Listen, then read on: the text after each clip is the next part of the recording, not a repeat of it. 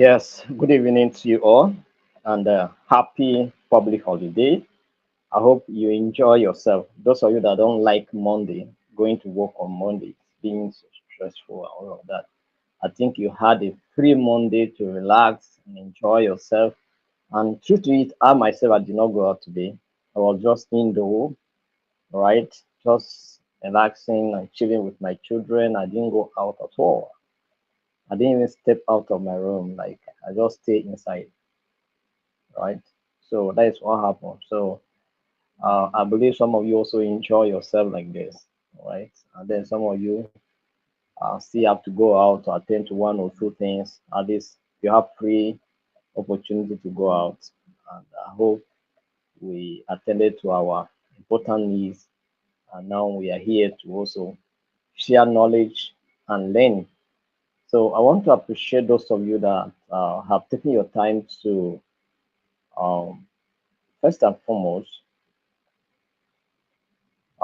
did a video on emotional intelligence to express what you have learned and how you are going to use the knowledge. I really appreciate a good number of you that have taken your time to do that video. We appreciate it. We are not taking that for granted. At the same time, I also want to appreciate those of you who have taken time to be sharing these meetings consistently to make sure that it gets to others. We appreciate that. We are not taking it for granted. And then we want to appreciate you particularly for being consistent in participating in this meeting. We are not taking that for granted at all. We thank you for overall your understanding in all challenges and whatever that confront the training. You have been so understanding and so accommodating. So we want to appreciate all of you for taking time to be part of this meeting. And like we said, I just this evening I posted the certificate on emotional intelligence. I was trying to test run it myself. So I enter my details and you see the download. I downloaded the certificate myself. And so it is okay. It's just I noticed that there's something that they omitted. They did not put professional diploma. Do you understand? And I want that professional diploma to be in the certificate. That is just what is left. So I asked them to correct it. So once they put in the details, then you start getting serial numbers to go and download your certificate. And when we're giving you the serial number, we'll give you the instructions that come with that serial number because you cannot download those certificates with it. Once you mistakenly download something else or you misuse it, we will not give you another one except you pay for it. You understand? But we will not give you. We will not just give you. We will not even collect money from you. We will not give you at all. So give a serial number, pay attention, do the right thing, get your certificate, and then you are done. If you don't know how to do it, take it to someone that knows how to do it to help you to do it. Take it to a cafe, and then you print your certificate easily. It's not difficult, but in case those of you that have challenge using technology, you can approach somebody to help you and assist you get your certificate. Do you understand? But we try as much as possible to do a video to demonstrate how you are going to use to download your certificate. We try as much as possible to do a video on that and see how we can be able to get you in line.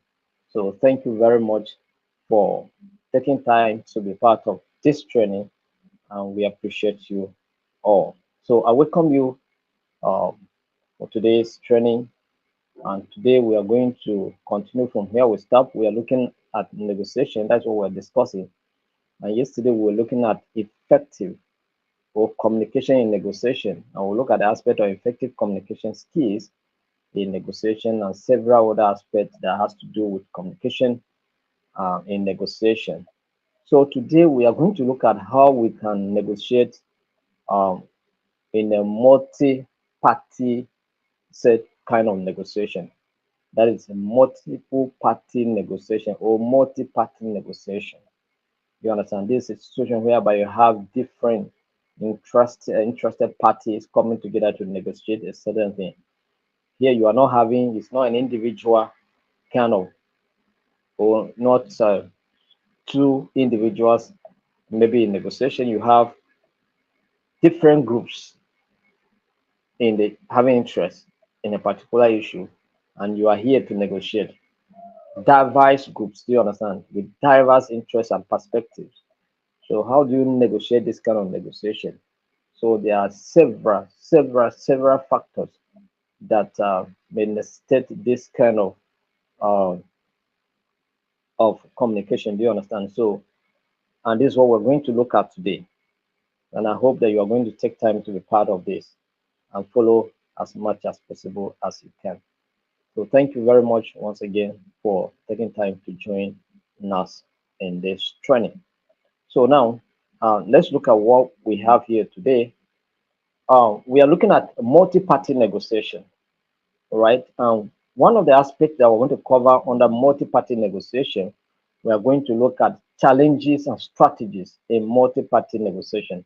Please, if you join us, do wait to share the meeting with someone, invite someone to be part of the training, and even if they cannot get certificate on this one, they will join the next one and get certificate. So that is the idea. Let them just be aware that something is happening here and that they can take advantage of this anytime they wish to. Do you understand? So that is what we want to create that awareness. Thank you very much.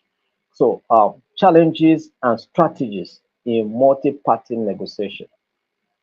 When it comes to multi-party negotiation, what are the likely challenges and what are the opportunities and strategies that you are going to deploy to navigate multi-party negotiation? Because there are strategies that can help you to, beat the challenges that associate with the multi-party negotiations. What are those strategies? This is what we're going to look into. And then we're also going to look at the challenges. First and foremost, we have to identify those challenges, right? It's when you understand what is a problem that you can develop a plan to address the problem. When you don't have when you don't know your problem, you cannot develop a strategy to resolve that problem. Do you understand? So first and foremost, we are going to look at the challenges that comes with a multi-party negotiation. And then from there, we will look at the strategies to address those challenges, right? And then we'll move forward from there. So what are those challenges that comes with a multi-party negotiation? We are saying that multi-party negotiation can be complex and challenging due to what the involvement of multiple what stakeholders with diverse interests, goals, and perspectives.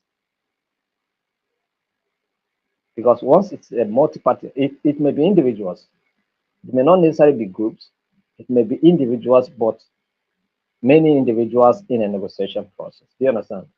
So it becomes so challenging, it becomes so complex. Do you understand? And so that's what we're looking at. So what are those challenges? One, diverse interests and goals. As many as are parties and stakeholders to the issue, so are their interests and goals. We come into a negotiation table with different interests and different goals. Do you understand? We come into a negotiation table with different interests and different goals.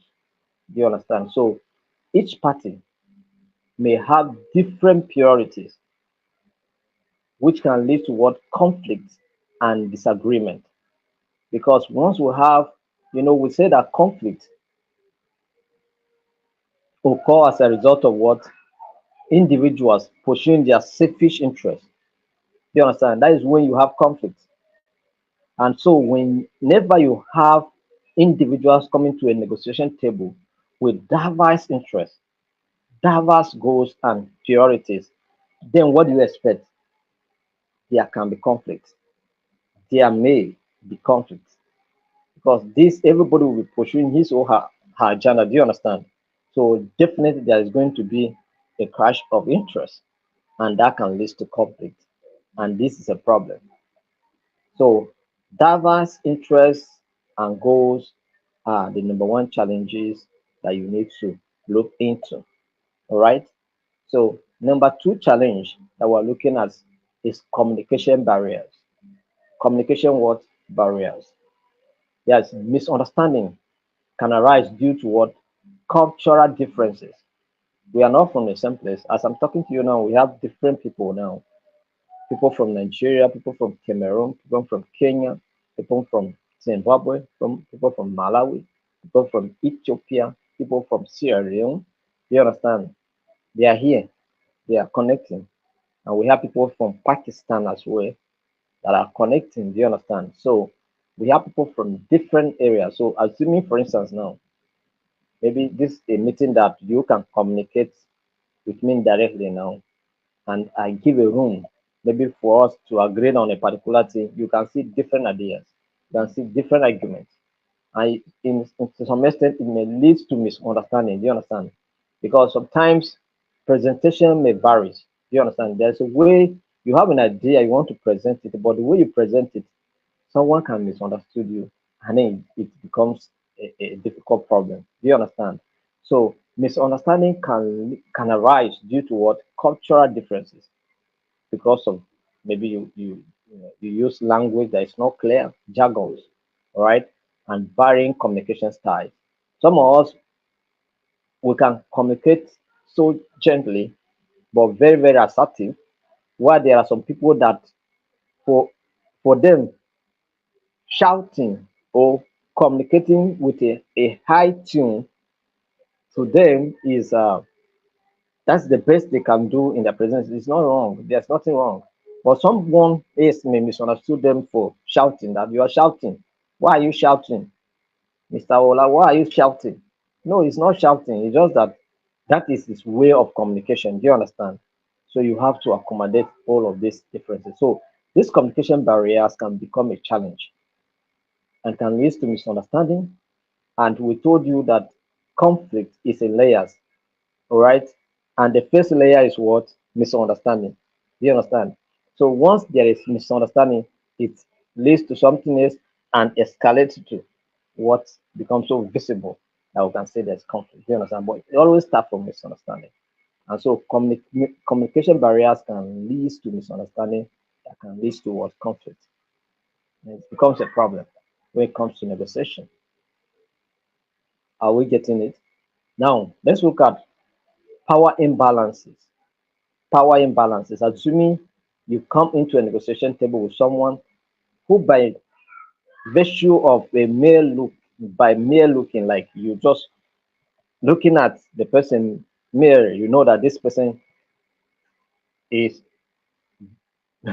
is more than you in all aspects, maybe in finances, in political connections, in material acquisition, and everything. And this is the kind of person you are going into negotiation table with. So how do you feel? First and foremost, you feel intimidated. Do you understand? So because of that power imbalance, do you understand? You feel intimidated. And then it becomes a problem. You will not be able to negotiate effectively. Yesterday, we gave you a example of an international company negotiating with what? A local company. And we told you how the international company was able to adjust position to enable the local representatives communicate effectively.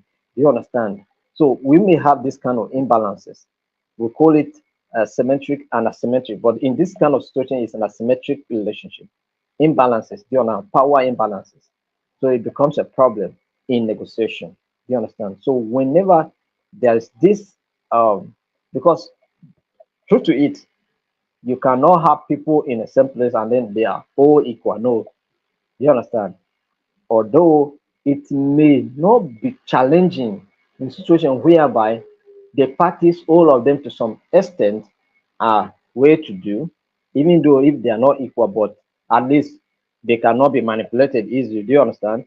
And then apart from that, they are also educated. So when we're talking about power imbalances, we're not just looking at the material acquisition only. We are looking at also the level of exposure and knowledge that the parties have. If you are negotiating with people who visibly are not educated, you know how challenging it will be. Do you understand? So those imbalances can cause you can become a challenge when it comes to negotiation. Do you understand? So that is it. Have you ever tried to negotiate or communicate with an illiterate person? They will not say anything. The next thing they will be accusing you is because you think you are educated. I'm not educated. And you want to just make a point. They turn and forget about the issue. They are accusing you now. because they just feel that you are trying to manipulate them because you are an educated person and they are not educated. Do you understand? So it's a challenge. It's a challenge. So I'm just citing an example. It may not be like that in any way. It may not be like that necessarily. But even in the negotiation table, you may not have people that have the same education. Some may have PhD, some may have masters, some may have degrees only. Some may even have something less than that. But to some extent, they can be able to communicate effectively, or to some extent, where someone can understand them. So in that way, they can be able to, understand themselves and then focus on. So power imbalances can also be one of the challenges in multi-party negotiation. Do you understand? So that is it. So we have mentioned three challenges so far: diverse interests and goals, communication barriers, and we also look at what power imbalances. So let's look at the fourth one, which is complexity of issues. Complexity of issues. All right.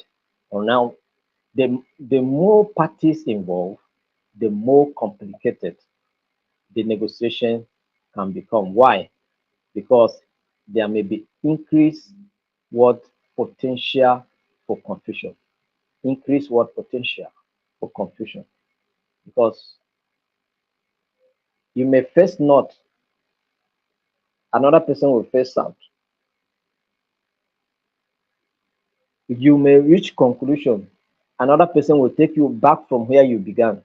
Do you understand?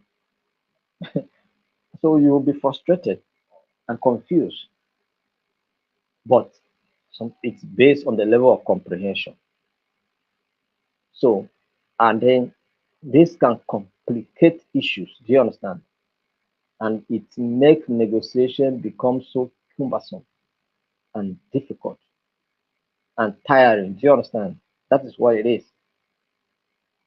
Because by the time, if unfortunately you have people that are not patient enough to endure such kind of and tolerate such kind of excesses, they will become so violent and irritated, highly irritated, and then it, they may even get disappointed and disappear. So that is it. So another one that may be a challenge also is decision making difficulties. Decision making difficulties. All right. Reaching consensus can be difficult with many parties. Why? Because it can lead to prolonged discussions or even stalements. That is, you'll be stuck in the process of negotiation. Why? Because some people are finding it difficult to take a decision. Do you understand? Some people it may be to us if they have somewhere to go and consult before they come and take decision. That is the ability to arrive at a final decision so that you can reach a conclusion is is a different case. Do you understand? Have you ever discussed with a man that say, okay, don't worry, I need to discuss with my wife before? There may be some people that will say, okay, I need to go and report to my boss before we arrive at conclusion. Do you understand? Or we need to go and report to our organization before we arrive at conclusion. So such kind of issues may arise.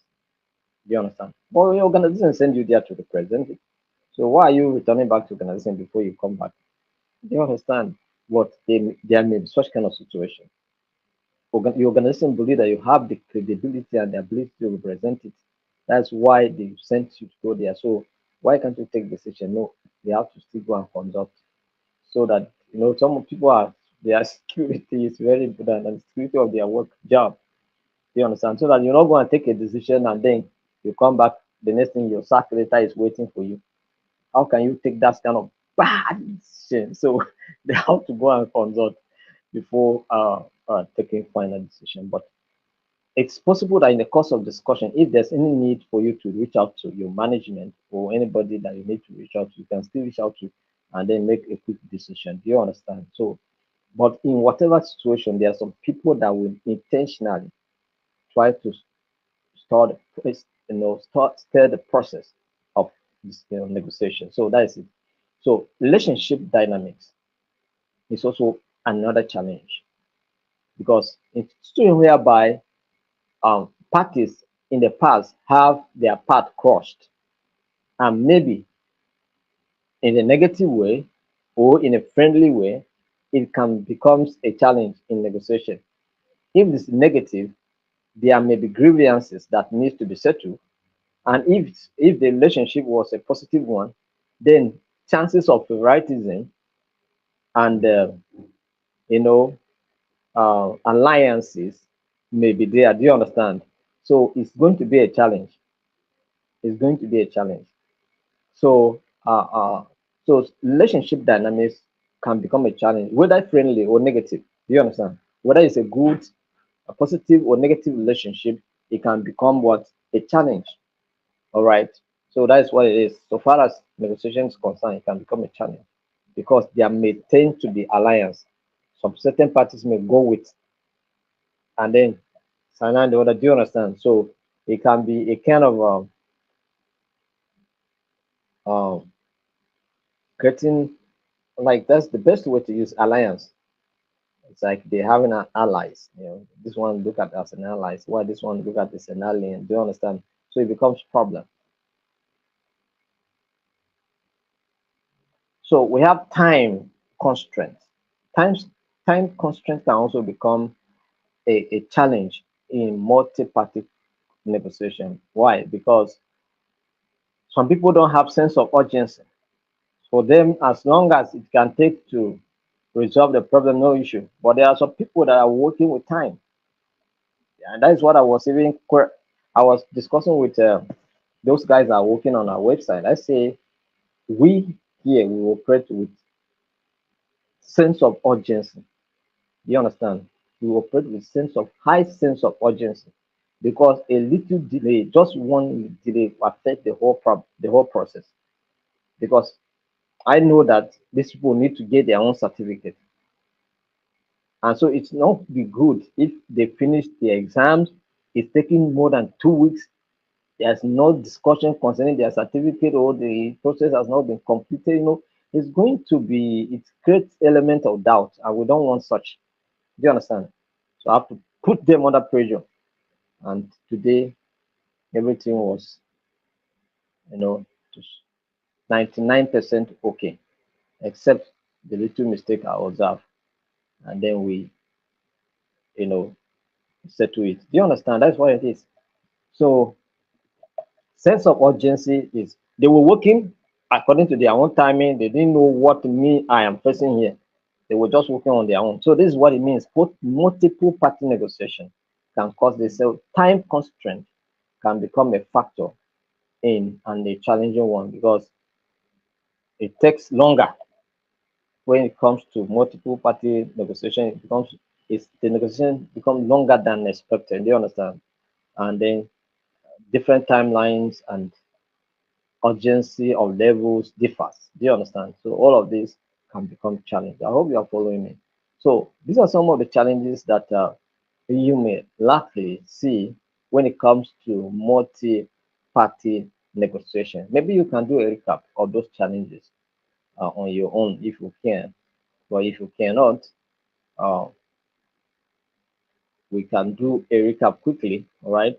So that you can have idea of what we're talking about here. Maybe you joined late. We're talking about challenges that confront multi-party negotiation. We have been talking about negotiation, all right? So, and we say that one of those challenges that may confront multi-party negotiation is the challenge of diverse interests and goals. We talk about communication barriers.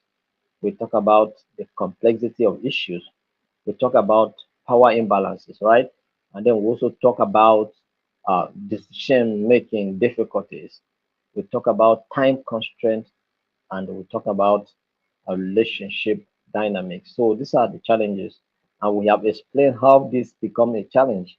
Do you understand? So, uh, or this may become a challenge. So I think if I missed the explanation, you go back and listen to the video again, and it will help you. So let's look at the strategies you can deploy to address these challenges we have identified. Because we have identified challenges, now you need to develop certain strategies to handle these challenges. So what are those strategies that you need to put in place to address those challenges we have discussed? One of the strategies that you can put in place is uh, the strategy to establish what ground rule. Ground what rule? When we're talking about mediation, I think we'll talk about the issue of ground rules, right? Where we talk about something that I will talk about the Vegas rules, talk about the charter house. I hope you are not forgotten. Do you understand? And so you must have those ground rules so that there may be a guidelines for discussion and negotiation. Do you understand? So that conversation will flow based on those guidelines. Do you understand? So if you have the ground rules, it will help everyone to abide by it. Do you understand? So setting clear guidelines for communication, decision making, and conflict resolution can help, streamline the process. So that's why you must have ground rules. There must be a set of rules to regulate the discussion process. If it must go smoothly, it must obey the time factor, because you're not going to last there forever discussing. You have other things that you need to go and attend to. So you must set ground rules so that people can abide by it. You understand? Or by them. So we have facilitation. Another thing that you need to do is that you must have someone to facilitate the negotiation process. And this must be a neutral third party, a neutral party, whether a mediator, do you understand? Must be there to facilitate the conversation. That is, someone it must be in charge to control the conversation so that everybody will have opportunity to speak without being interrupted. And then at the end of the day, it will save time, it will save energy. Do you understand? So that's what it is. So there must be a facilitator, a third party that is neutral to help in facilitating the conversation. Do you understand? So facilitation is also one of the strategies that you can bring into bear on the negotiation or in the negotiation process. Then we'll talk about interest-based negotiation. Interest-based negotiation focus on studying the underlying interest, right? Taking cognizance of the underlying interest and focusing the attention on the underlying interests that have been identified rather than the demands and the position of the parties. So someone may be placing a particular demand, but it's the demand that is the problem. No, what is the interest behind this demand? So focus on the interest and forget about the position. Do you understand? And creative problem solving. Do you understand? Creative solutions.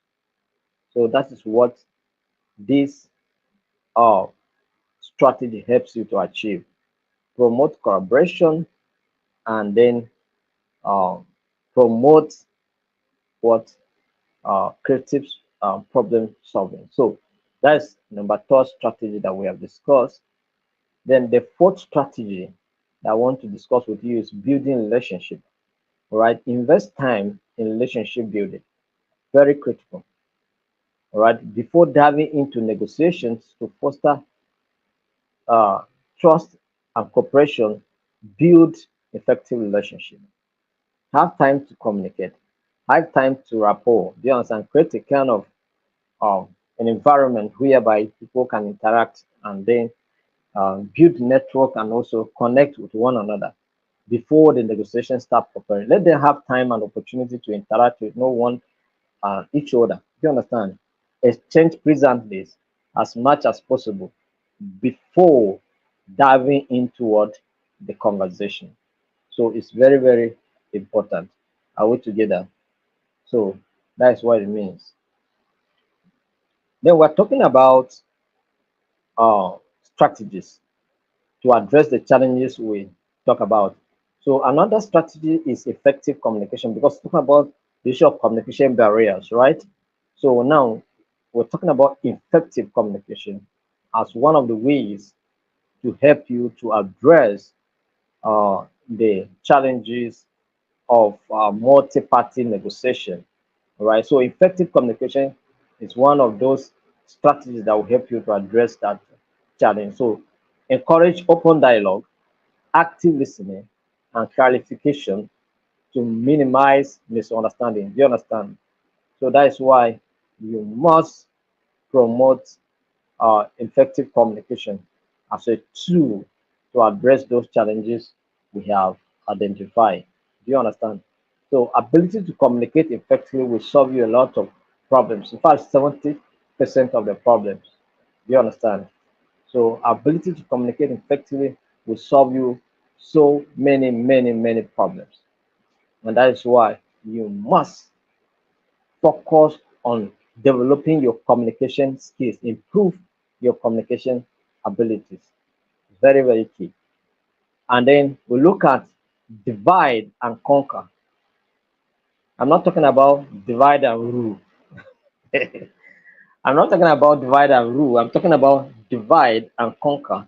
Here it simply means that break larger tasks into smaller ones. Do you understand? Larger activities, complex tasks into smaller ones so that it can aid effective and quick accomplishment of those tasks. Do you understand? That's why you need to break down, you know, large tasks into smaller ones to help you accomplish and complete them within reasonable time. Do you understand? So it will help you. That's why the whole of this manual that we are using is complex. Manual is very large, but every day we are taking just 1 unit. Every day we are taking what? 1 unit.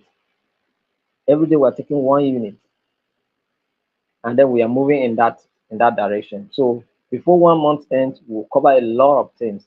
We'll cover over 300 pages and all of that. Do you understand? So that's why it is. So divide and conquer. Break complex issues into smaller, manageable parts to make negotiation more straightforward and less overwhelming. That is what it is.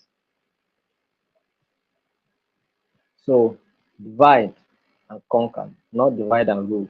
When it comes to divide and rule, it means that you are dividing to dominate. That's not what we're talking about. So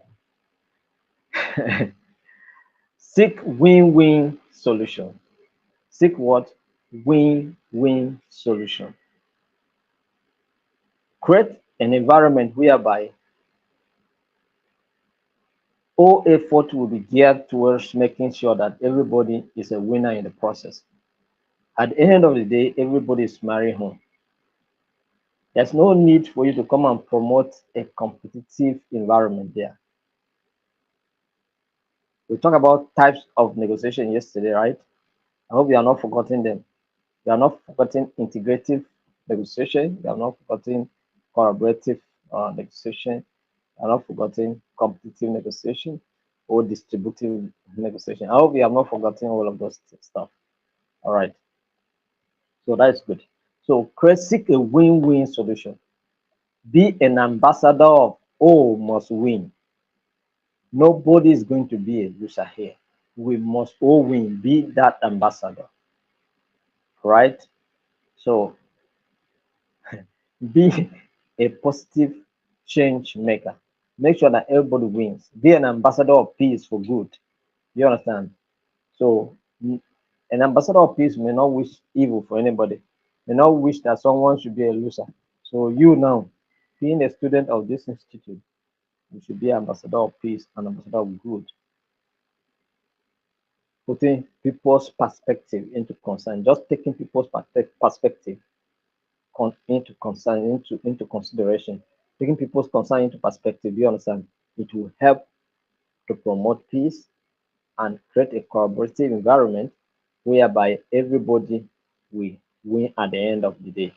Use of technology. Use of what? Technology is also another strategy you can help to address this issue. The issue of time was the issue we're discussing about. Do you understand? And technology can also help you to save time and to save some certain stuff, inconveniences. Assuming you have to travel all the way from Lagos to come for this training in Abuja, how will it be? But we are here communicating live and interacting. It's not so technology. Do you understand? You can save time, save resources, and save your energy. Even if you are to fly, take flight from Kenya, for instance, now to Abuja for this training. Check now. How will it be? Even flight, yes, it may be 2 hour flight, 3 hour flight, 4 hour flight, but before you reach here 4 hours, your body go hear am small. Do you understand? And apart from that, you spend money, right? You not just spend money buying flight ticket, you spend money for accommodation, for feeding, and for whatever. You understand? At the end of the day, you may come and see a beautiful city of Abuja, but your pocket will hear am, your body will pay you. But you are in Kenya and we are here online here using technology to accomplish what you may spend over 500,000 naira to get. Do you understand? So that's what we are saving you here now. We are saving you all of that money. So if tomorrow now I ask you to contribute to the humanitarian aspect of this institute, you will not hesitate because I have saved you so much money. So you can remove a little from it and say, for humanity's sake, I'm going to drop this thing so that when you take it to prisons, when you take it to communities that are in crisis, to help people that are in pains, relieve their pains, then you too, you may not go physically, but at least your 5 naira is going ahead of you. Your $5 is going ahead to support that cause. Do you understand? And next year we're going to activate that arm of the institute very fully. Do you understand?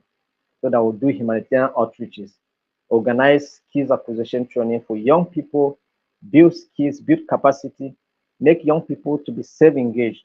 Because these are the elements, these are the components that promote peace. Do you understand?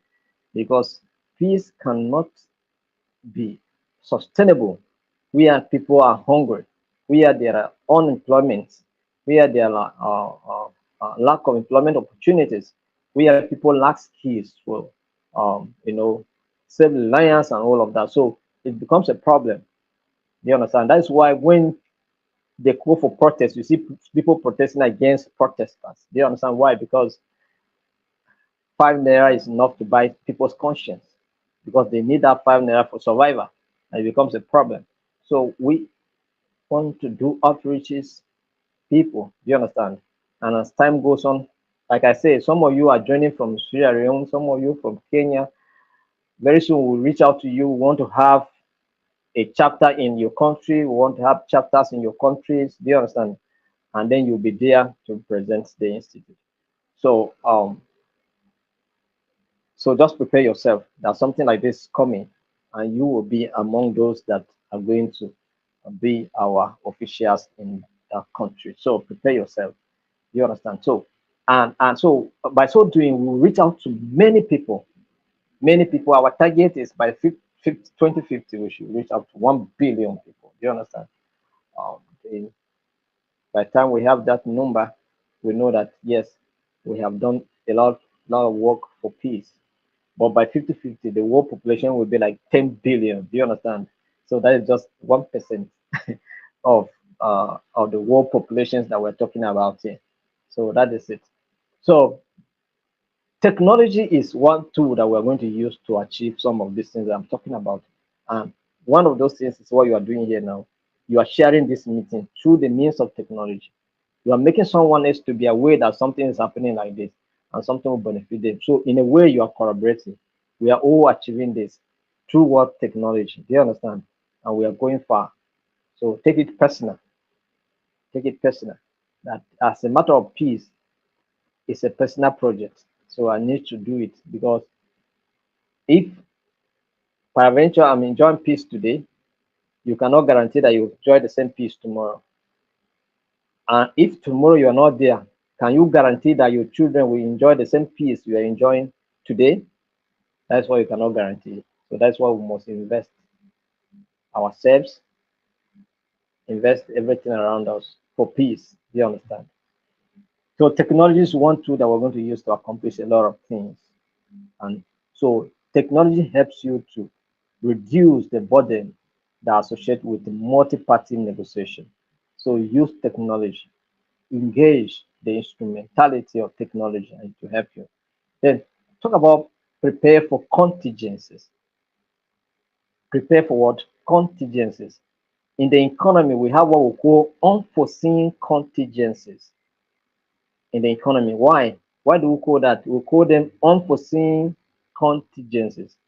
Why are they unforeseen contingencies?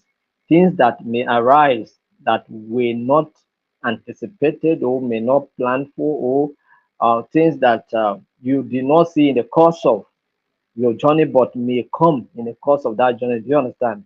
When you start a journey, you are traveling, you maybe you went to mechanic, you service your vehicle very well, and then you will start your journey comfortably. You are not expecting anything, right?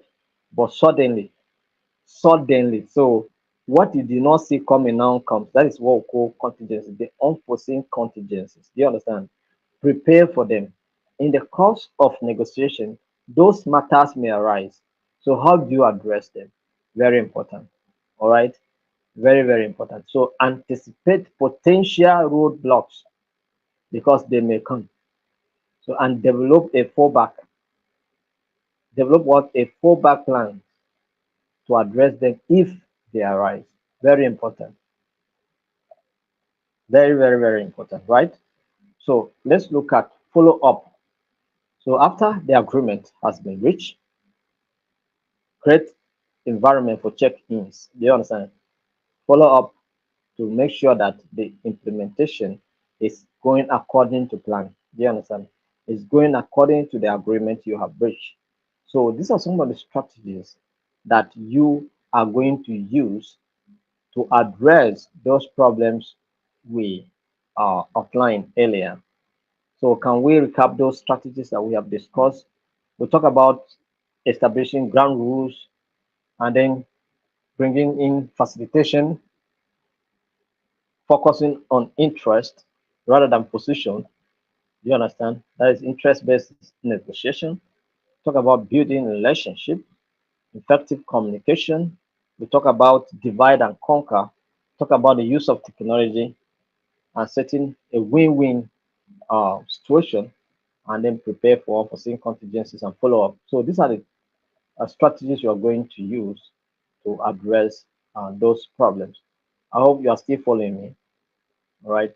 So you are following me in the way to share this meeting with someone. And then also like, also comment by paraphrasing what you are understanding here. And then we'll be moving on the same page. All right. Thank you very much. So let's go into part B of today's training. Part B of today's training, we are looking at building consensus and managing conflicting interests. Building what? Consensus and managing conflicting interests. How can we reach a point of agreement? How can we reach that mutual concurrence whereby we say, okay, we have reached a certain agreement here and there, and where there are conflicting interests, how do you manage those interests? How do you address them? Because there may be such interest, definitely. There may be clashing of interest, you know. So how do you manage them? It's very key. All right. So let's look at what the ways or the things you can do to build consensus. What are those activities? What are those things that you're going to put in place to build consensus? Number one is establish common goals. Identify those areas of common interest and common ground. Do you understand?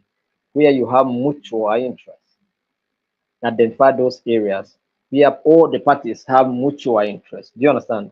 So once you have in areas where the parties have mutual interest, then you can be able to start from there. Most importantly, we suggest that where you identify those common interests, start with them. Don't go and start with those areas that you have different interests, conflicting interests, because it may you may be so frustrated that even the common grounds you forget about them. So, but when you start with common interests, where we have mutual interests, and then fall back on the areas where we have diverse interests, then we have pointers. Do you understand? We have pointers that can help us to solve that problem or those problems easily. So because our common interest becomes a pointer, our common grounds become a pointer to addressing certain problems. Do you understand? So that's why you must start from there.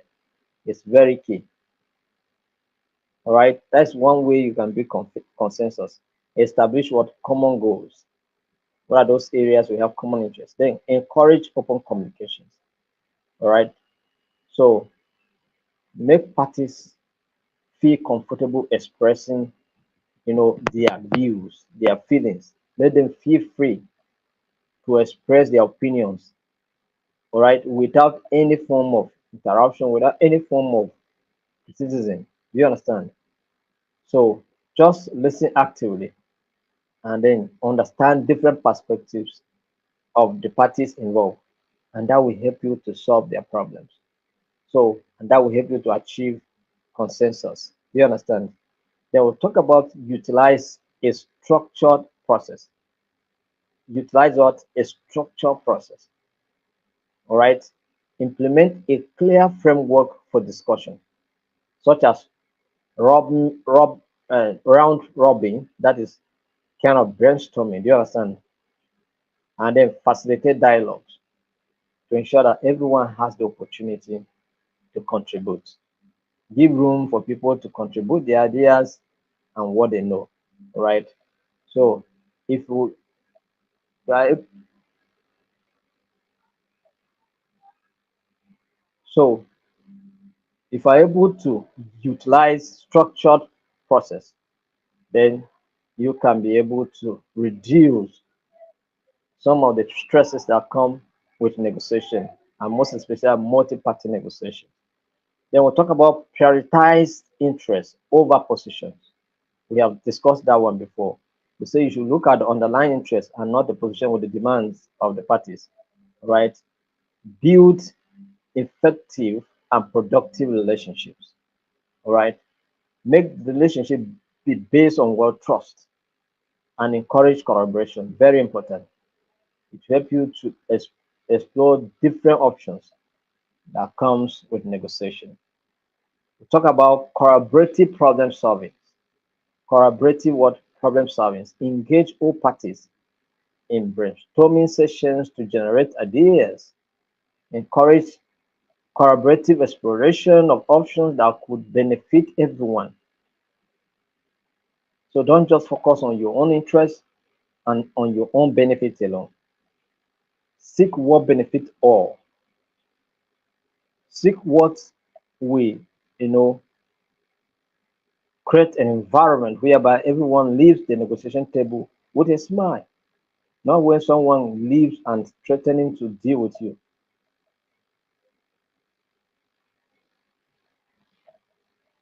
Do you understand? Create opportunities for strengthen business relationship. Very, very important. Use consensus decision making techniques. What are those consensus decision making techniques? Do you understand? Whereby you can use the Dehi method or the nominal group techniques. Nominal group techniques. Do you understand? You can ask parties to vote, and once they vote and you agree, that is the majority carries the. So once you have more voices that say yes, then you go with it. Some of you watch the National Assembly deliberations. The yes, the aye, the no. Oh, I don't know how they say it. Is it the high or the yes or whatever? You understand? So the I have it. All I know is that the I have it. Do you understand? So the I have it. So once you have the I have it, so be it. Do you understand? So consensus techniques. Do you understand? So you may use the Dehi method or you use the nominal group techniques can help you to reach consensus agreement. So these are some of the ways and methods you can use to build consensus in negotiation. Do you understand? Multi-party negotiations. So let's look at ways you can use to manage conflicting interests. Let's look at ways you can use to manage what conflicting interests. So first and foremost, you need to acknowledge that there is conflict. First and foremost, you must acknowledge that there is what conflict. Your your inability to acknowledge the existence of conflict becomes your limitation to addressing that conflict. You cannot indulge in denial or self-denial of the problem, and then you must acknowledge it that you are having a challenge. Once you acknowledge the fact that you are having a challenge, it's already, in fact, it's 70%. The problem is what 70% solved. Once you are able to identify that you have a problem, you have a conflict, I assure you that 70% of that conflict is resolved by you recognizing the fact that you have an existence what conflict of interest or conflicting interest. So, but ignoring and denying it is a problem. So, identify common ground. We have talked about that. Identify common ground. Parties may have common areas of interest. Focus on that to maximize the result. Do you understand? Facilitate dialogue. Facilitate, encourage open discussions about the conflict. Let everybody be free to communicate. What's the bone of contention? Let's discuss it. Discuss it. Don't be afraid. Say your mind. Say your opinions. Just say it. Be open. Nobody is going to hold you accountable based on what you have said. Say your mind the way you feel it. All right. Say it the way it is appearing in your heart. Say it. Explore trade-off. Explore what trade-offs. In economics, we have what we call the scale of preference. In economics, we have what we call the scale of what preference. So you give up and you take. Do you understand? So we call it in conflict, we call it compromise. Mm. You compromise, you adjust position. Do you understand? Yes. We talk about in economics, we use words like the foregone alternatives. Do you understand? Foregone alternatives, you give up something to take something that is more important to you. You give up the other one that is less important. Prioritize your alternatives. Do you understand? And so you take the one that is more important. So taking such into consideration will help you to manage conflict. So people can ask, give give up what is not more important to them and get that which is more important to them. We tell you, I told you about the onion tools, right? I said the onion tool is in layers because people come into negotiation table with these layers in mind. What they say they really want, what they say is their interest, and what is their need. So prioritize the needs and forget about they say they really want or what they say is their interest. Do you understand? Those ones can be compromised. Those ones can be adjusted, but the need cannot be adjusted. So that's why you must prioritize. That's why you must do some certain trade-off. Okay, let me give this one away. Let me drop this one. Let me get this. Do you understand? And then it helps you to solve problems all together. That's good. So set clear criteria for decisions. Set what? Clear criteria for decisions. Agree on objective criteria for evaluating options. This reduces what? Bias and helps parties to assess solutions based on mutual interest. Develop alternatives. Develop what alternatives? Don't just go into managing conflict or resolving conflict with one solution. Once you are stuck, you become stagnated. But when you have options, you can be able to navigate. Do you understand? Can be able to navigate and move forward. Maintain flexibility. Maintain what? Flexibility. Be adaptable, be changeable. One thing that is constant in life is change. Your inability to change means that you can be broken. I'm telling you that if you carry a stick that is fresh and you want to bend it, it will bend easily. But you carry a dry stick, you want to bend it, what happens? It breaks. Do you understand? It breaks. So your inability to your rigid attitude, rigid behavior means that your backbone will be broken. Do you understand? You so be flexible, adjust position as much as possible, so far as your need is not being compromised. Do you understand? Because when it gets to the point of your need, everyone knows.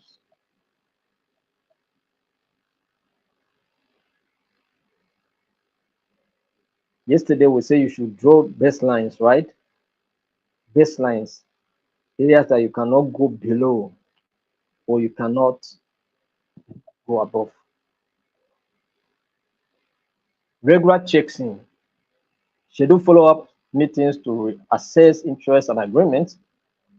Regular communications help maintain alignment and address emerging conflicts. In case there's something that is of concern after the process, that's post negotiation, you should be able to address them. Educate and inform. Educate and what? Inform. Provide relevant information and context to help parties understand differing perspectives. Knowledge can reduce misunderstandings and foster empathy.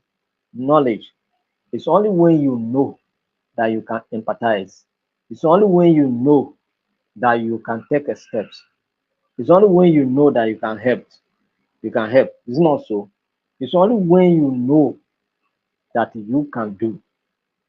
So knowledge is key. So where people lack the knowledge, where people don't have sufficient information, and you have, go ahead and educate and inform so that they will know. You understand? It's very, very important. Then focus on the future, forget the past, and possibly don't focus on the present. Look at the future. What does the future hold? What is the state of your relationship after today?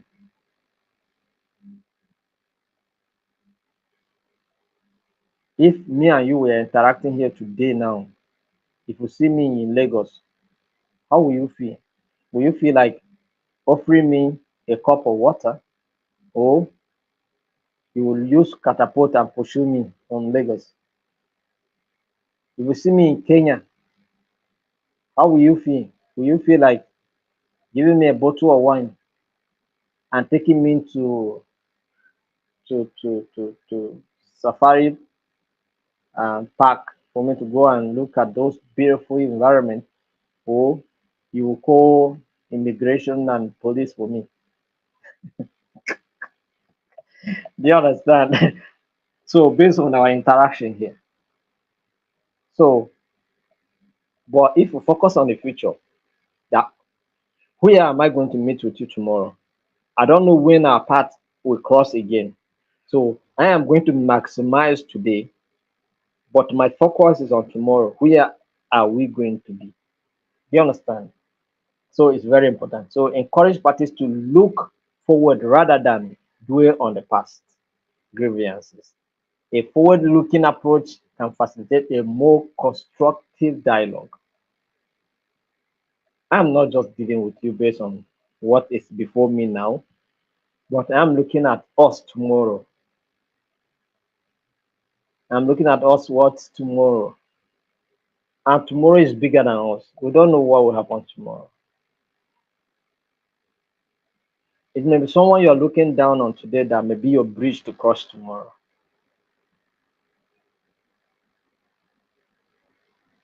It may be just people that are here that as if we are playing that will come and say,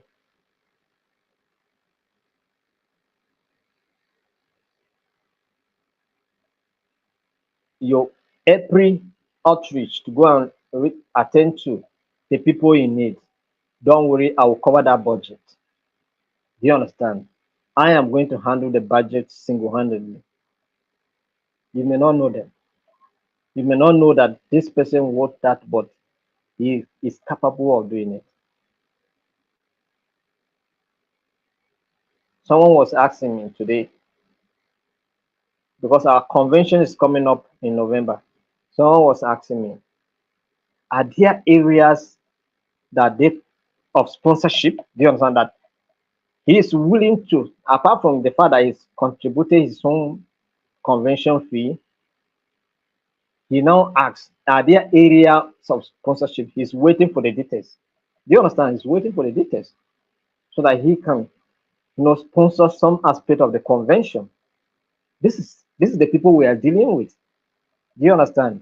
So you don't know. So you when you are interacting with people, be careful and don't just focus on what is on the table. Look at the future. What is the future? Do you understand? That's what it means. So it's very, very important. Sometimes we are bent on the present and make so much reference to the past and forget about the future. Some of us we even ask questions like, I don't know what the future holds. I don't know whether tomorrow I will be alive. Since you are a crusader, a gospel, since you are a death crusader, that is you, ambassador of death. It's as if death has given you later that tomorrow I'm visiting you, or today, like this, as we finish this meeting, you are not going to survive. How can you be in a meeting and then you are saying that I don't know whether tomorrow I will be alive? How can you say such? Do you understand? Yeah, but there are people that talk like that. Give me what is here now, what I'm looking at. I don't know what is tomorrow. Oh, no, no, no. Don't talk like that. Because tomorrow it says it's very, very pregnant. Do you understand? Very pregnant. Loaded with a lot of things. So manage conflict using these factors, these you know strategies to help you to manage conflicting interests. All right. Let's go forward. Our last topic for today, we are going to look at mediating complex negotiations because I have another meeting by 8:30. So let me try and see how I can finish it for the meeting by 8:30. So mediating complex negotiations. How do you mediate complex negotiation? Mediating complex negotiation requires a nuanced approach to facilitate communications. And what are those key steps in mediation? What are those key steps in mediation? First and foremost is preparation. You have to prepare. And what areas are you preparing? Understand the context. Understand what the context. Familiarize yourself with the background of the negotiation, including the interests, goals, and relationship of the parties. Understand all of this. Very important. Set ground rules. All right. Set ground rules. Set those ground rules so that once you go into the negotiation, you will be able to read those ground rules. Do you understand? You read those ground rules for for people for guidance as a guideline for people to follow to participate in the negotiation process. So these are the areas you're going to prepare. First, familiarize yourself with the problem, with the issue, with what you are going into negotiation with for. And then apart from that, set ground rules that will guide discussion and conversation. That's number one steps that you need to take. Number two is opening session. Opening session for negotiation. What are you going to do? Clarify roles, right? Introduce yourself, explain your role as a mediator, and outline the mediation process, including those ground rules that you have set. Do you understand? You explain them so that people will know that this is what it is. Encourage what? Introduction. Allow parties to introduce themselves and share their perspective briefly, fostering a sense of what? Inclusion. So, opening session, that's what you're going to do there. And then we are looking at gathering information. Gathering information. Here, what do? You facilitate dialogue, giving people opportunity to aid their views and their concerns. All right, everyone communicate what is in their mind, and nobody interrupts. You allow people to die before you bury them in that process. You understand? So you don't interrupt anybody.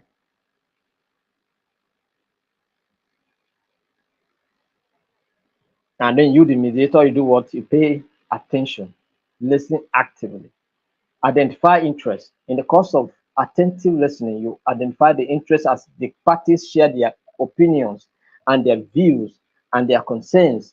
You pick interest, pick key areas of concern. Do you understand? You pick key areas of concerns and you help them to you help to identify what is their position and their interest. Do you understand?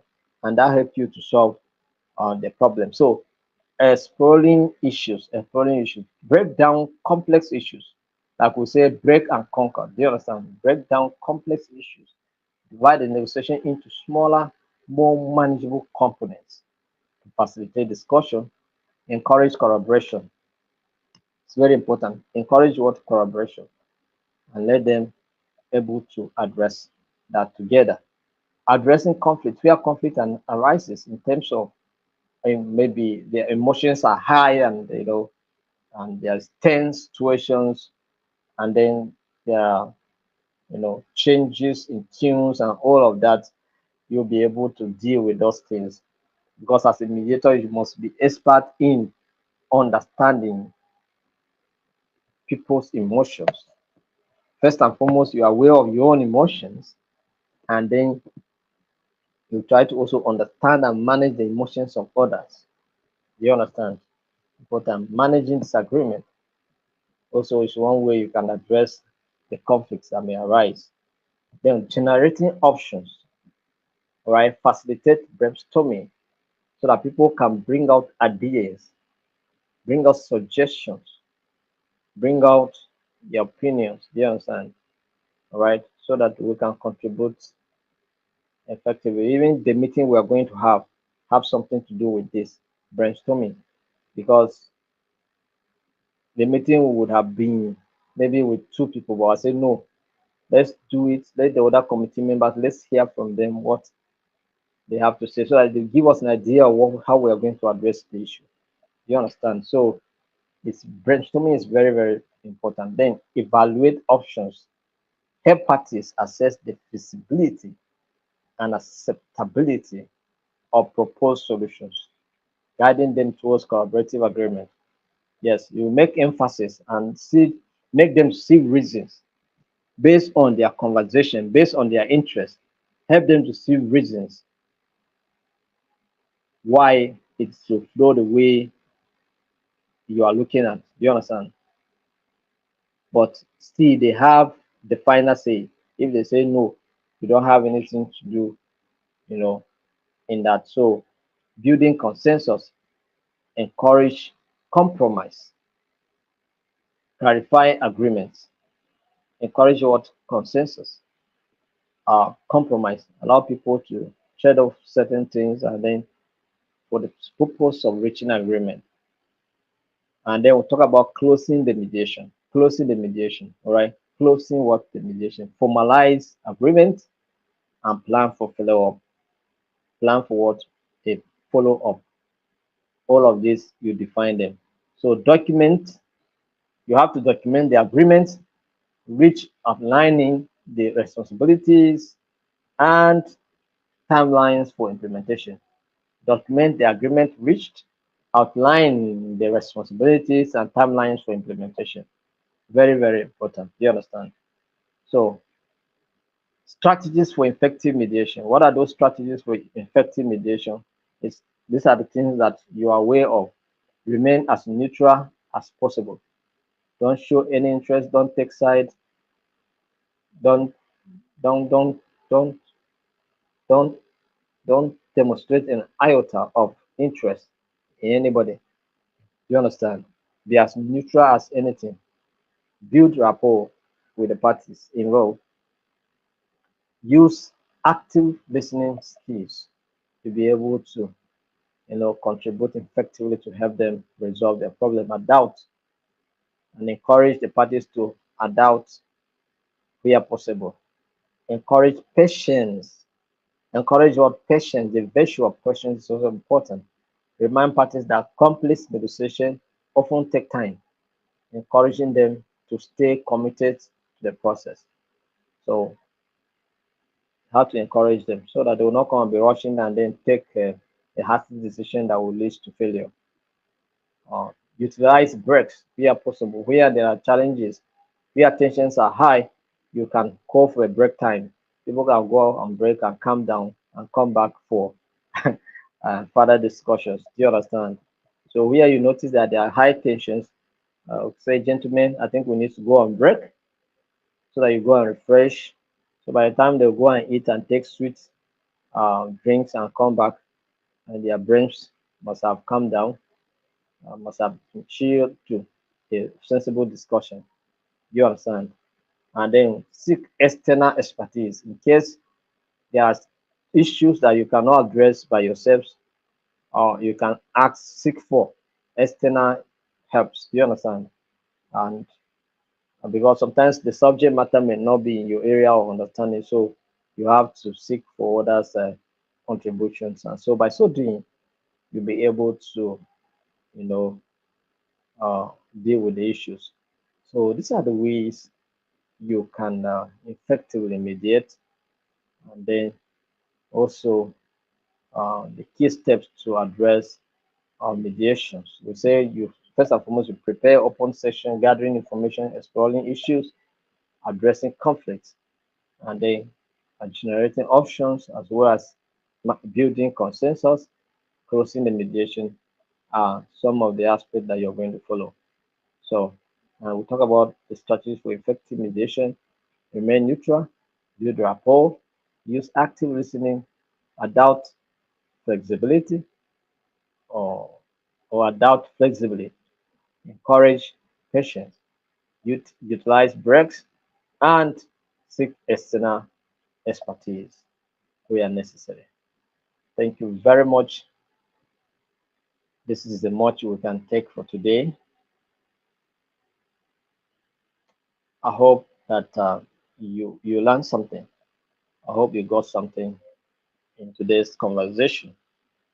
I hope you got something, and I hope that it's going to benefit you. So I appreciate you, appreciate your time, appreciate your contributions. Uh, so, like I said, for those of you that wrote exams on emotional intelligence, the work is almost done. So we are hoping that by tomorrow, hopefully, you start receiving the links for. I will check the work today. After this meeting, I will check to know whether they have work on the issue, so that by tomorrow you'll get the link to start uh, printing your works, printing your certificate. Please, so bear with us on that. But I hope that tomorrow or next tomorrow, everything will be ready. So thank you very much. And of course, once we are done with the alternative dispute resolution, this one will not waste time. You just go straight and then get your certificate. Do you understand? So thank you very much. I appreciate your contributions. I appreciate your dedication. I appreciate your contributions and all of that. So have a wonderful night rest. I don't think I have any question here that needs to be answered. But let me just run through the comment sections to see if there's anything that needs to address. or if there's none, you can equally call it a day. Are there any questions? Let me go to the last comment to see if there's any question.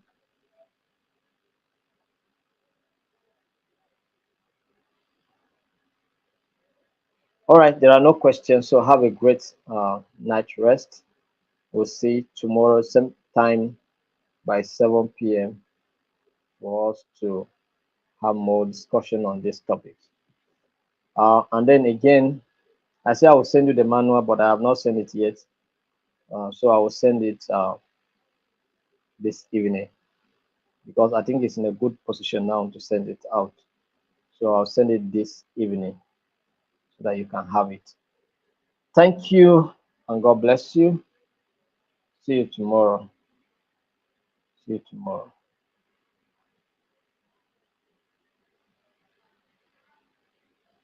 Somebody is asking, let me see your comment. Please, do we have a degree classes? We have our academic programs, but they are on hold now because of the university we are affiliated with, and we are looking at how we can.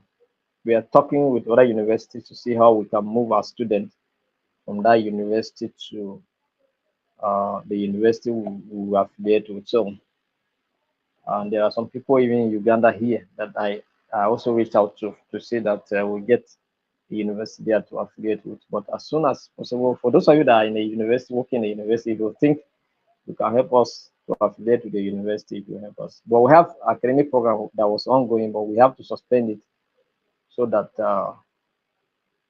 we'll make sure that things are done rightly. We don't want to federal government come with their own issues, so we need to go comply with what the government of Nigeria is saying, since we are operating in Nigeria here. Do you understand?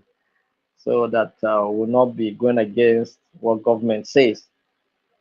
It's they are the ones that regret their activities. So we have to key into whatever government is saying so that we'll not go off.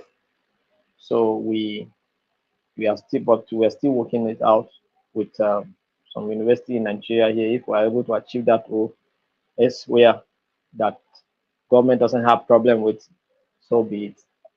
And then we'll resume our activities. But just keep your mind, keep your just put your fingers crossed. Something will come up before this year ends. So if you are interested in a degree program, but particularly maybe masters and PGDs, I think that's what we'll be looking at, and possibly PhD programs. So thank you very much. See you by tomorrow, 7 p.m. Thank you.